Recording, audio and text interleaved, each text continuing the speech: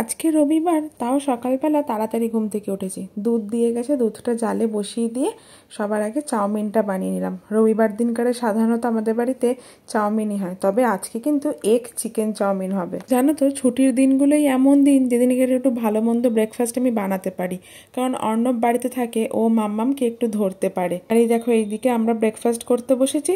তাই এরই মধ্যে মাম্মামও ঘুম থেকে উঠে গেছে, আর ওর বায়না ও চাউমিন খাবে। আমি তার বদলে ওর জন্য নিয়ে এসেছি সেরেল্যাক, সেটা ওর একদমই পছন্দ হয়নি। চাউমিনটাকে সেরেল্যাকের মধ্যে দিয়ে দিচ্ছি। একটু ছাদে নিয়ে গেছিলাম, এরপরে দেখো কি সুন্দর লাল লাল গোলাপ ফুটে। ঘরে এসে দেখছি গিজার ঠিক করার মিস্ত্রি চলে এসেছে। আজ একটু দেরি হয়ে গেছিল বলে অর্ণব আমাকে একটু কিচেনে হেল্প করে দিচ্ছে। এখানে চাল, ডাল আর কুমড়ো দিয়ে মামামের জন্য খিচুড়ি বানিয়ে নিলাম, আর অর্ণব ওইদিকে আমাকে লাউটা কেটে দিচ্ছে, একটু লাউ ঘন্ট বানাবো বলে। কালকের কাতলা কালিয়া আর আজকে লাউ চিংড়ি দিয়ে দুপুরে লাঞ্চটা হয়ে গেল। অর্ণবের অফিস ছিল, ও আবার রেডি হয়ে অফিস যাচ্ছে। চলো, আজ তবে ভিডিওটা এখানেই শেষ করলাম। দেখাবে আবার কাল। সকলকে টাটা।